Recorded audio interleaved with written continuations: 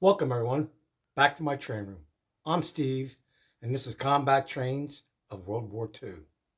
Today, we're going to take a ride back in time on my time machine and visit the winter of 1944 and 45 in Belgium. It's going to be the Battle of the Bulge. So, you know the drill. Strap on your backpack, don your helmet, and grab your weapon and follow me into our next mission.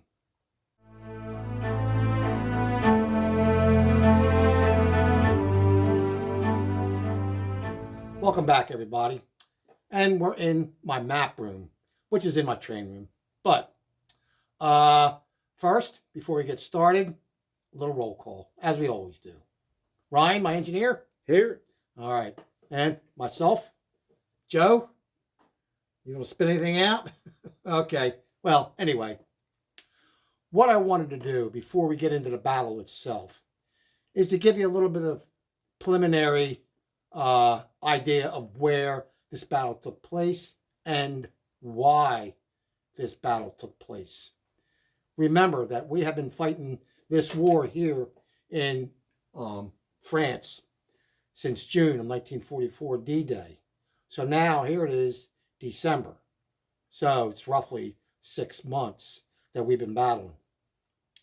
That time the troops were, our troops anyway, were kind of worn down and tired of constant fighting.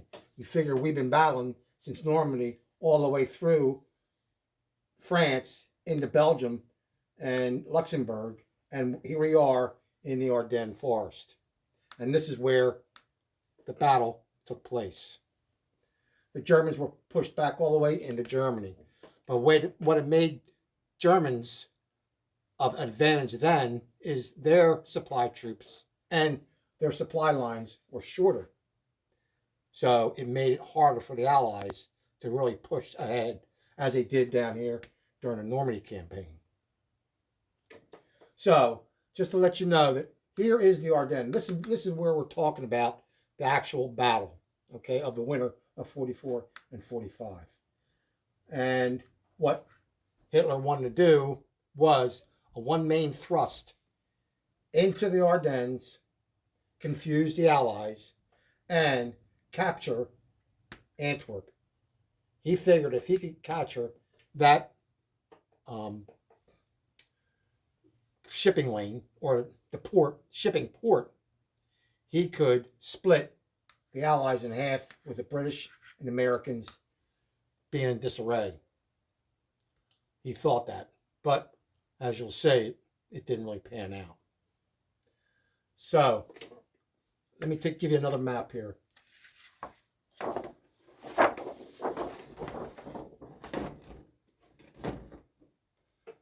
Now, this is the actual battle plan map of what the Germans were going to do.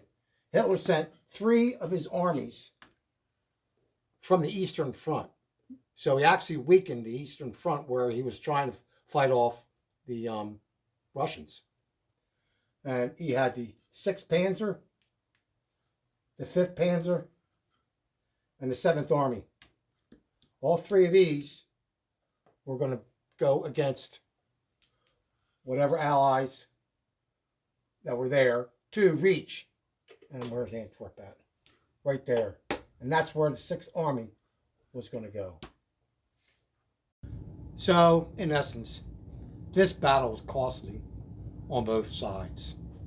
The Allies, or the Americans, lost more men in this battle than they did all in the European Theater of Operations campaign. It was approximately 8,500 men. So it was bad, and it was fought in some of the worst conditions that you can imagine: cold, snow, everything. And that's what Hitler was actually hedging his bets on, so the Allies couldn't use their superior air force to stop the panzers from moving forward. And this 6th Panzer was headed by the notorious SS Panzer Joaquin Piper, who he was the one that had the Americans massacred at Malmedy, and that's where we lost 81 prisoners. And so it was taking a toll on the U.S. Now, on to the battle. The Battle of the Bulge, also known as the Ardennes Offensive, was the last major German offensive campaign on the Western Front during the Second World War, which took place from 16th December 1944 to 25 January 1945. It was launched through the densely forested Ardennes region between Belgium and Luxembourg. The offense was intended to stop Allies from using the Belgian port of Antwerp and to split the Allied lines, allowing the Germans to encircle and destroy each of the 4 Allied armies and force the Western Allies to negotiate a peace treaty to the Axis power. The Germans achieved a total surprise attack on the morning of the 16th December 1944 due to a combination of Allied overconfidence, preoccupation with Allied offensive plans elsewhere, and the poor aerial reconnaissance due to bad weather. American forces were using this region primarily as a rest area for the 1st U.S. Army, and the lines were thinly held by fatigued troops and inexperienced replacement units. The farthest west the offense reached was the village of Notre Dame, southeast of Dinant. Being stopped by the U.S. 2nd Armored Division on 24 December 1944. Improved weather conditions from around 24 December permitted air attacks on German forces and supply lines. On 26 December, the lead element of Patton's U.S. 3rd Army reached Bastogne from the south, ending the siege. The Germans committed over 410,000 men, just over 1,400 tanks and armored fighting vehicles, 2,600 artillery pieces, and over 1,000 combat aircraft. Between 63,000 and 104,000 of these men were killed, missing, wounded in action, or captured. The battle severely depleted Germans' armored forces, which remained largely unreplaced throughout the remainder of the war. German Luftwaffe personnel, also later Luftwaffe aircraft, in the concluding stages of this engagement also sustained early losses. In the wake of the defeat, many experienced German units were effectively out of men and equipment, and the survivors retreated to the Siegfried Line. Allied forces eventually came to more than 700,000 men, and from these, there were 77,000 to more than 83,000 casualties, including at least 8,600 killed. The Bulge was the largest and bloodiest single battle fought by the U.S. in World War II and in the 3rd deadliest campaign in American history. It was one of the most important battles of the war, as it marked the last major offensive attempt by the Axis powers on the Western Front, and after this defeat, Nazi forces could only retreat for the remainder of the war. And now some of the background. After the breakout from Normandy at the end of July 1944 and the Allied landings in southern France on the 15th of August 1944, the Allies advanced towards Germany more quickly than anticipated. The speed of the advance of the Allies caused several military logistic issues. Number one, the troops were fatigued by weeks of continuous battle and rapid movement. Number two, supply lines were stretched extremely thin. And number three, supplies were dangerously depleted. By December 1944, General Dwight D. Eisenhower, the Supreme Commander on the Western Front, and his staff decided to hold the Ardennes region primarily as a rest area for the 1st U.S. Army, with limited Allied operational objective in the area. The Allied supply issues. The Allies faced major supply issues due to the rate of their advance, coupled with the lack of deep water ports. Over-the-beach supply operations using the Normandy landing areas and direct landing ships on the beaches were unable to meet operational needs. The only deep-water port the Allies had captured was Cherbourg, on the northern shore of the Croatan Peninsula and west of the original invasion beaches.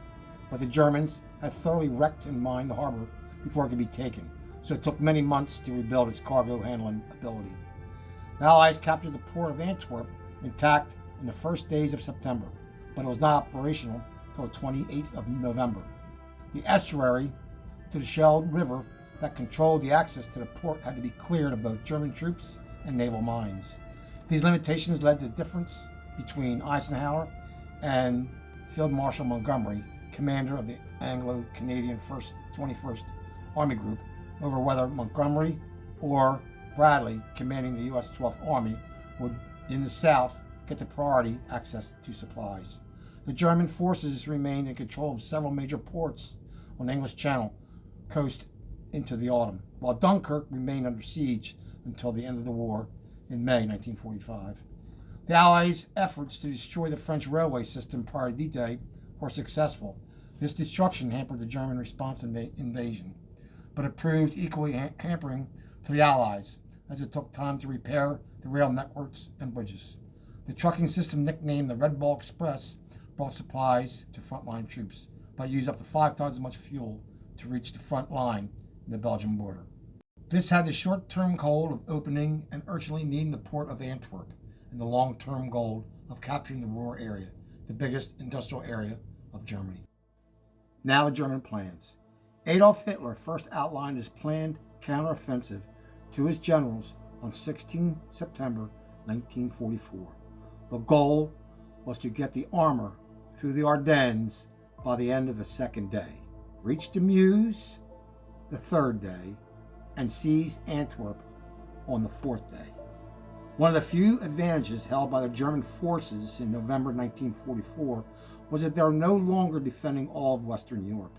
Their front lines in the west had been considerably shortened by the Allied offense and were much closer to the German heartland. This drastically reduced their supply problems despite Allied control of the air. Additionally, their extensive telephone and telegraph network meant that radios were no longer necessary for communications, which lessened the effectiveness of the Allied ultra-intercept. Drafting the offensive. Hitler felt that his mobile reserves allowed him to mount one major offensive.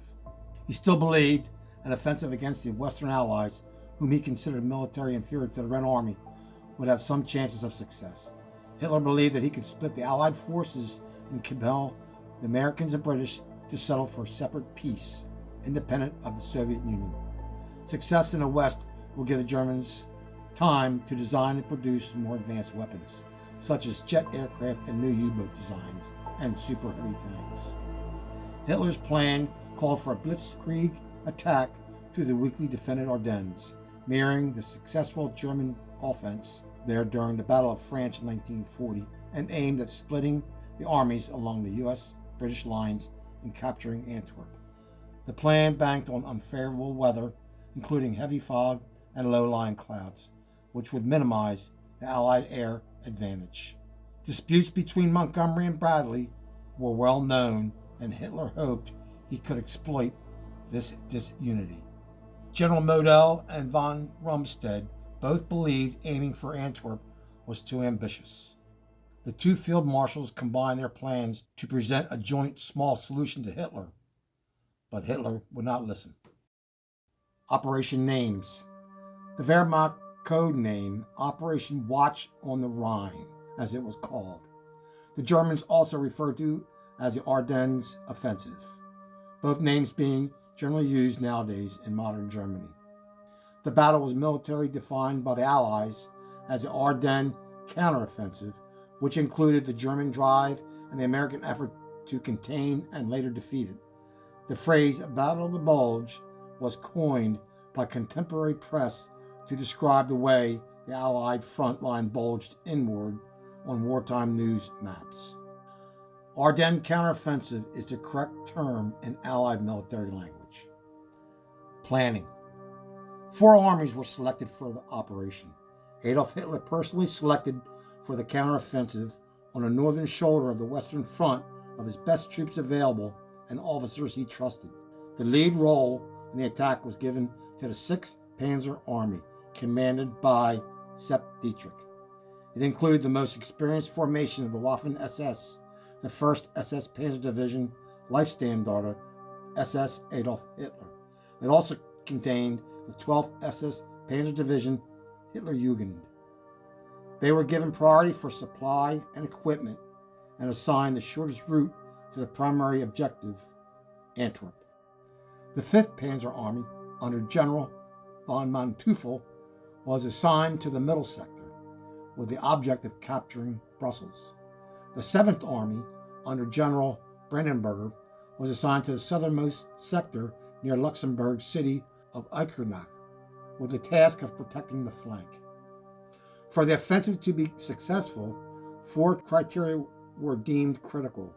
The attack had to be a complete surprise, the weather conditions had to be poor to neutralize Allied air superiority, and the damage it could inflict on the German offense and its supply lines. The progress had to be rapid. The Meuse River, halfway to Antwerp, had to be reached by day 4. The initial German assault.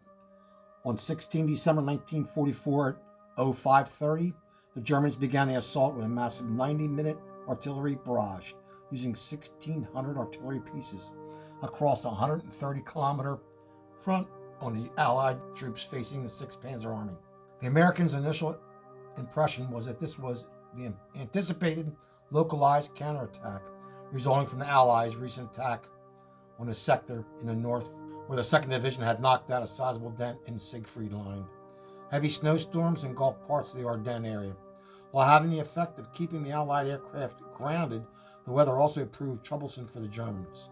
Because of poor road conditions hampering their advance, poor traffic control led to massive traffic jams and fuel shortages in forward units. In the center, Manteuffel's 5th Panzer Army attacked towards Bastogne and Saint-Vith, both road junctions of great strategic importance. In the south, Brandenburg's 7th Army pushed towards Luxembourg in its effort to secure the flank from the Allied attacks. While the siege of Bastogne is often credited as a central point where the German offensive was stopped, the battle for the Eisenberg Ridge was actually the decisive component of the Battle of the Bulge. Untested troops of the 99th Infantry Division prevented the best equipped armored units of the German army from advancing and forced them to reroute their troops to unfavorable alternate routes that considerably slowed their advance. One of the best German divisions assigned was led by Joachim Peiper, Kampfgruppe Peiper Division, consisting of 4,800 men and 600 vehicles, which was charged with leading the main effort. Its newest and most powerful tank, the Tiger II heavy tank, consumed 2 U.S. gallons of fuel per mile. And the Germans only had enough fuel for an estimated 90 to 100 miles of travel, not nearly enough to reach Antwerp. The attacks by the 6th Panzer Army infantry units in the north fared badly because of the unexpected fierce resistance by the U.S. At 4:30 a.m.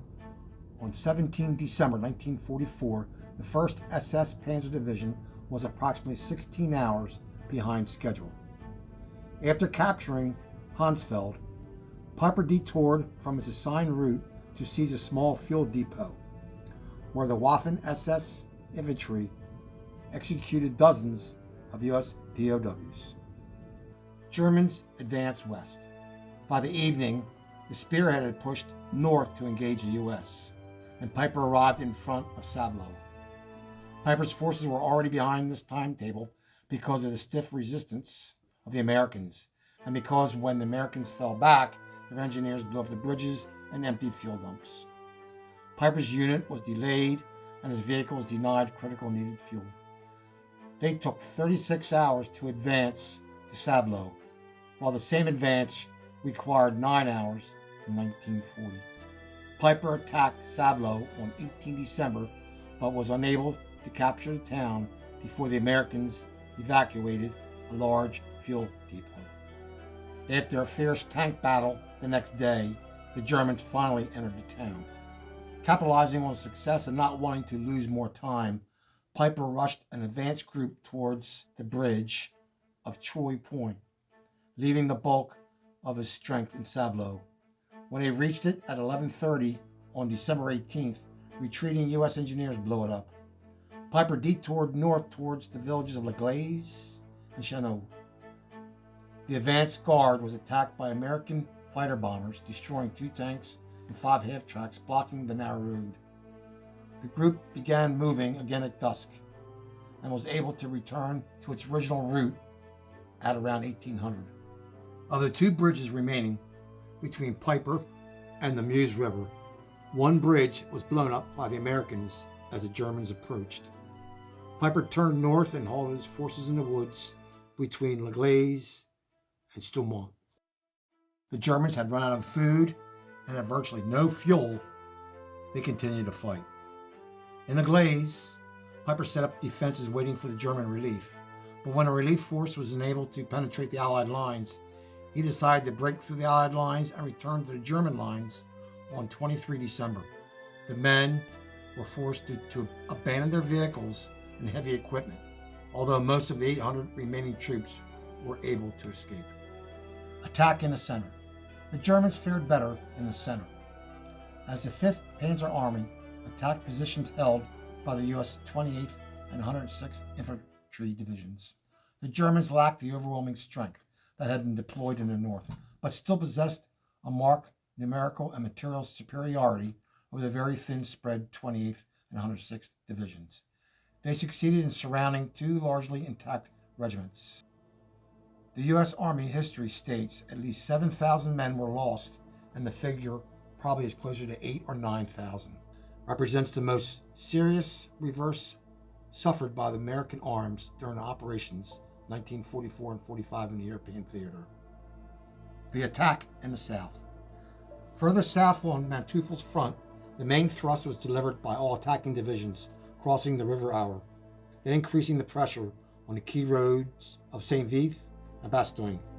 The struggle for the villages and American strongpoints, plus transport confusion on the German side, slowed the attack sufficiently to allow the 101st Airborne reinforced elements from the 9th and the 10th Armored Divisions to reach Bastogne by truck in the morning of December 19th.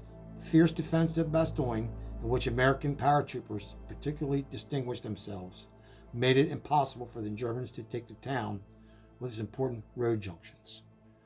By 21 December, the Germans had surrounded Bastogne. Despite determined German attacks, the perimeter held. When Brigadier General Anthony McAuliffe, acting commander of the 101st, was told of the German demand to surrender, in frustration, he responded, "Nuts." Thus, McAuliffe wrote on the paper, which was typed up and delivered to the Germans, the line he made famous and the moral booster to his troops. December 26th, the spearhead of General Patton's 4th Armored Division broke through and opened the corridor to Bastogne. The Allied counteroffensive. Eisenhower wanted Montgomery to go on the counteroffensive on January 1st with the aim of meeting up with Patton's advancing 3rd Army and cutting off German troops at the tip of the salient, trapping them in a pocket. On 7 January 1945, Hitler agreed to gradually withdraw forces from the tip of the Ardennes salient to avoid being cut off. Winston Churchill, addressing the House of Commons following the Battle of the Bulge, said, "This is undoubtedly the greatest American battle of the war and will, I believe, be regarded as the ever-famous American victory." Okay, well, there you have it, and my final thoughts of the battle. It was bad. It was an ugly, ugly battle. But we prevailed, luckily, but a lot of men died. So it continued our battle on to Berlin. But we never got into Berlin. The Russians actually did that for us. But that's a story for another day. So, okay, from all of us here at Combat Trains, till next time, carry on.